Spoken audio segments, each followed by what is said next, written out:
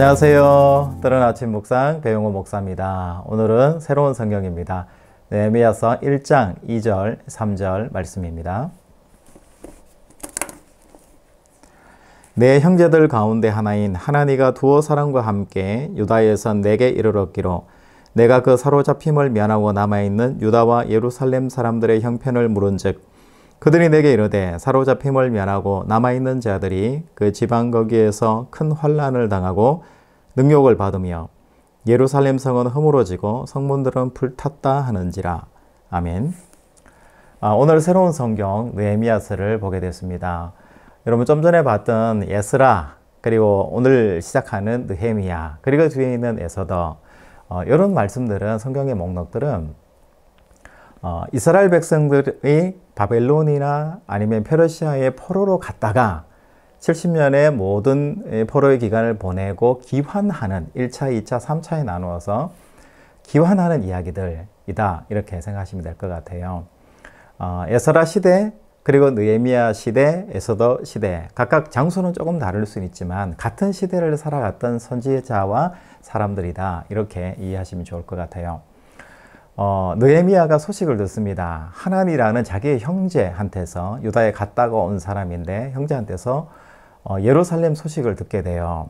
그 소식이 뭐냐면 에스라라는 사람이 와서 이스라엘 백성들과 함께 예루살렘 성전도 새롭게 재건을 하고 또 성벽도 재건을 하고 어려운 중에서 뭔가 문제가 풀려서 잘 해결이 되고 있는 중에 있는데 근데 동족 사람들 그리고 기존의 기득권 사람들에 의해서 큰 갈등이 일어나고 분쟁이 일어나서 결국은 다 만들어 놓은 성벽이 무너지고 불타고 난리가 났다라는 이야기를 들은 거예요. 여러분 이 이야기를 들었을 때 느헤미야의 마음이 너무나 아팠던 거예요. 성경에 보니까 애통하고 슬퍼했다 이렇게 기록을 해요. 여러분들이 이런 이야기를 들으면 마음속에 어떤 마음이 들까요? 뭐 나하고는 전혀 상관없는 거 아니야? 내가 왜 나라에 대해서 걱정해야 돼? 나라는 정치인들이나 하는 거지? 이렇게 생각하실 수 있잖아요. 그런데 느헤미야는 그 마음에 깊은 슬픔과 애통하는 마음, 밥을 먹지 못하고 가슴을 치는 그런 마음이 생겨났던 거죠. 그래서 느헤미야가 그 당시에 아닥사스다 왕이죠. 아닥사스다 왕 재위 20년이었는데 그 왕에게 이야기를 해서 내가 이스라엘 총독으로 가고 싶다. 가겠다라고 하니까 그 왕이 총독으로 임명을 해서 이 느헤미야가 유대 땅으로 오게 되고 총독으로 임명되게 와서 그래서 이 예루살렘 성벽이 많은 방해 공작 가운데서도 동족의 많은 핍박 가운데서도 52일 만에 성전이 재건되는 거예요. 놀라운 역사가 있게 되는 느헤미야의 말씀이죠. 여러분 그런데 참 놀라운 일이 있어요. 첫 번째는 뭔가 성전을 위한 일, 하나님을 위한 일, 동족을 위한, 민족을 위한 일인데 누가 여러분 방해를 하죠? 같은 동족이 방해를 해요. 내가 신앙 안에서 잘 세워지고 싶고 교회가 건강한 공동체로 세워지고 싶을 때 여러분 방해, 사탄의 역할을 맡지 마시고 하나님의 역할, 천사의 역할을 많이 맡으셔서 여러분 교회 그리고 여러분 가정, 여러분의 신앙들을 잘 세워가시는 여러분들의 신앙이 되었으면 좋겠습니다. 그런데 오늘 한번 생각해 볼 것은요. 느헤미야의 그 아픈 마음이에요. 여러분 우리가 살아가면서 역사가 일어나는 게 있어요. 선한 역사가 일어나는 게 있는데 그 역사는 어떨 때 생기냐면 사람에 대한, 민족에 대한, 나라에 대한 긍휼의 마음, 슬픔과 애통의 마음이 일어날 때 하나님이 들어주시고 인도해 주신다는 거예요. 여러분 사람을 긍휼히 진심으로 여겨본 적 있으세요? 나라와 민족을 위해서 정말 가슴 치면서 기도해 보신 적 있으세요? 내 가정과 내 교회를 위해서 가슴을 치면서 애통하면서 슬퍼해 보신 적 있으세요? 없다면 한번 기도해 보시고 내 삶에 대해서 다시 한번 돌아보는 기회가 되면 좋겠다라는 생각도 있습니다. 느헤미야는 고국의 소식을 들으면서 너무 힘들고 가슴을 치면서 돌아오게 돼요. 또 한 가지 참 신비한 것은 민족이 자기 민족이 자기 민족을 힘들게 하는 이것하고요. 또 한 가지는 이런 어려움이 있을 때 느헤미야를 통해서 하나님께서 수산궁에 느헤미야를 심으신다라는 것. 이것이 정말 놀라운 사실인 것 같아요. 여러분, 성전을 재건을 하고 성벽을 재건을 할 때 굉장히 힘들었잖아요. 고레스 칙령에서 돌아와서 성전, 예루살렘 성전이 허락이 되었습니다. 성전을 짓는데 또 다른 왕에 의해서 성전을 짓지 못하도록, 또 동족의 핍박 때문에, 박해 때문에 또 짓지 못하도록 되다가 또 지었어요. 지었는데 이번에는 성벽이 무너지고 불타고 난리가 난 거예요. 같은 동족끼리 있어서 싸우고 그냥 난리가 난 거죠. 굉장히 어려운 상황이 됐잖아요. 그러면 이것을 해결할 수 있는 방법은 뭘까요? 여러분 머릿속에 생각하는 바로 그거예요. 그게 뭡니까? 아닥사스다 왕이 다시 지으라고, 그렇게 하면 안 된다고, 불순한 사람들을 제거하라고, 다시 지어야 된다라고 강력한 어떤 지도자가 이거를 해결해 줘야 되는 거예요.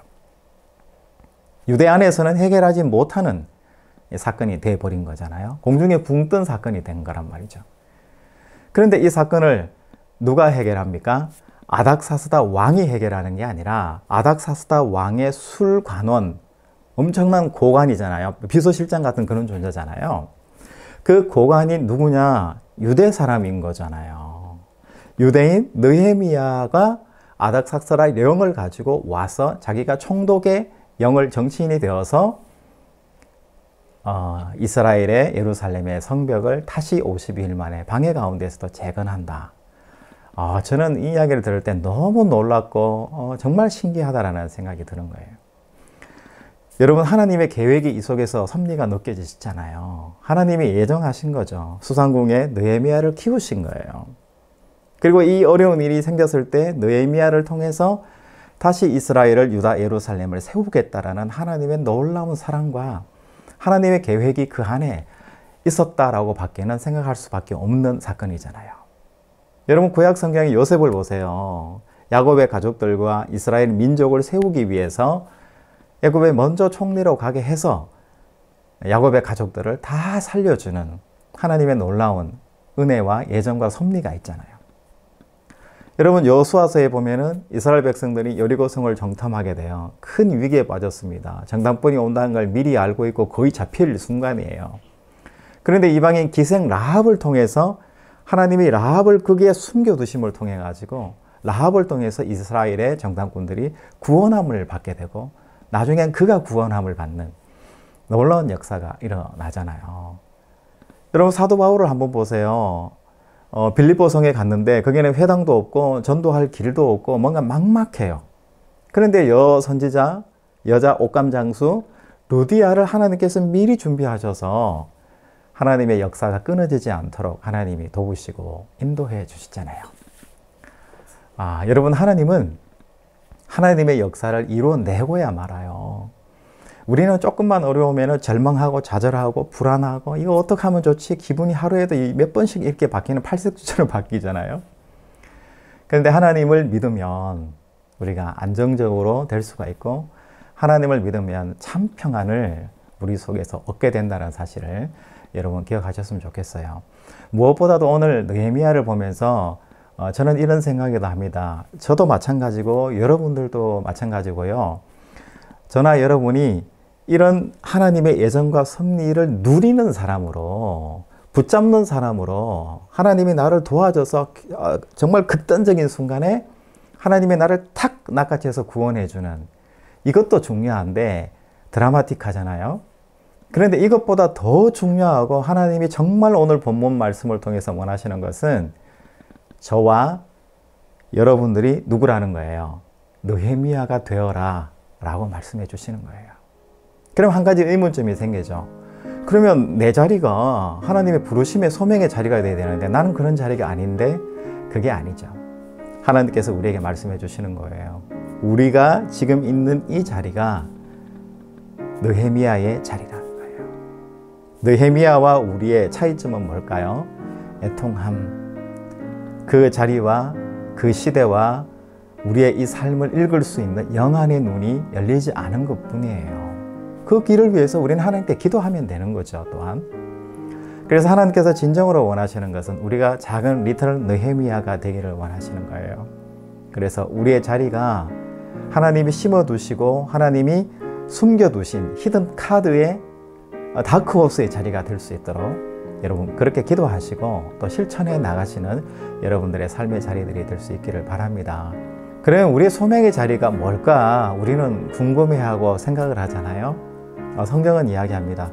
느헤미야가 슬퍼하고 애통하고 바라봤던 그 자리가 바로 느헤미야의 소명이 되게 하나님께서 하셨잖아요. 우리도 마찬가지입니다. 저와 여러분이 슬퍼하고 애통하고 바라봐주고 마음이 가는 그 자리가 하나님이 원하시는 소명의 자리라는 것 여러분 기억하시면 될 것 같아요.